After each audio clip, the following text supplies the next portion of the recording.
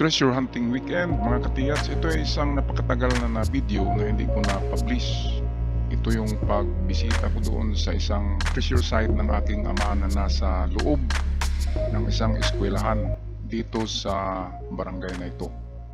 Ang barangay na ito ay nasa isla ito.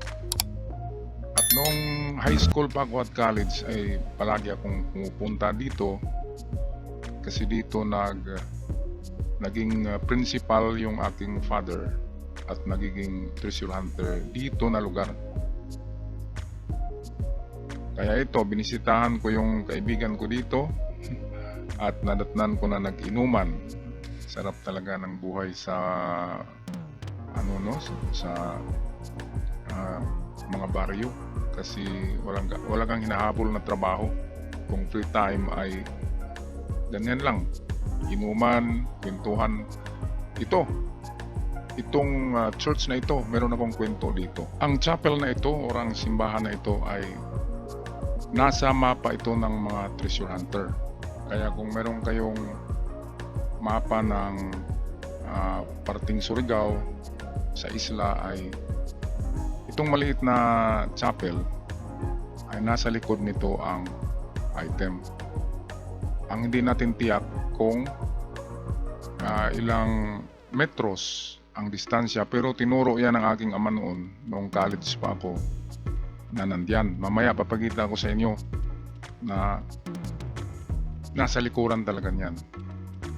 Okay, so hindi lang isa, nasa 3 ang bumibisita dito sa simbahan na ito na nasa kanto o nasa labas mismo ng school. Ang eskwelahan kasi itong papasok. Marami nang gustong maghukay diyan pero hindi pa hukay ng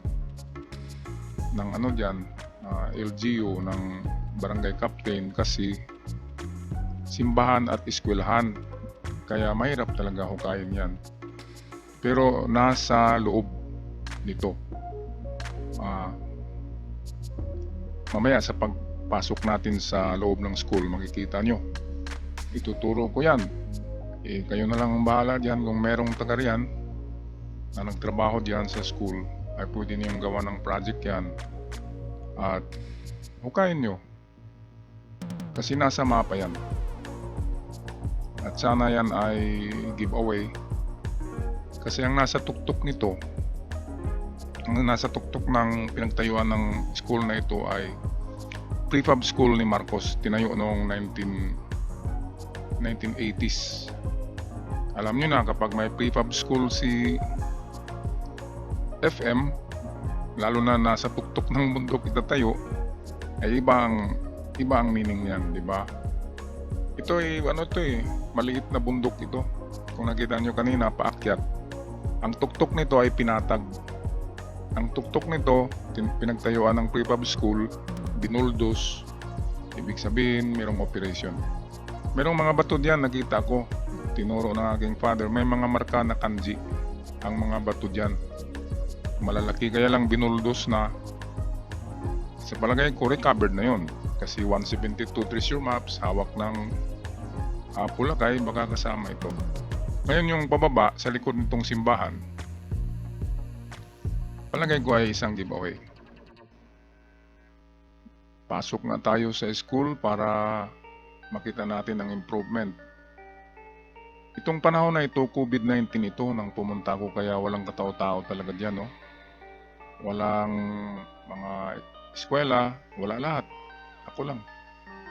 Ito yung likod ng simbahan, yan, ituturo ko sa inyo.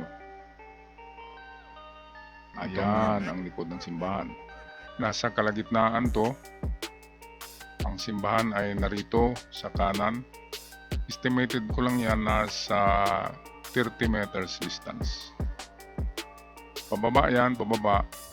At sa baba niyan ay merong merong tubig na dumadaloy galing sa gilid. Ang maganda dito, yung parang nag-depressed o bumagsak yung lupa diyan at merong lumalabas na tubig. Kaya alam nyo na, ang tunnel kapag malaki pwedeng mag-accumulate siya ng tubig Kaya mayroong dumadaloy na parang source ng tubig. Okay, mamaya pagbaba natin, papakita natin yung source ng tubig. Okay, at libot-libot lang muna tayo dito. Ayan yung stage, yan yung tuktok ng bundok na binuldos, pinatag, tinayuan ng prefab school ng Apulacay. Palabas na tayo ngayon at daanan natin yung sinasabi kong doon dumadaloy ang tubig sa baba.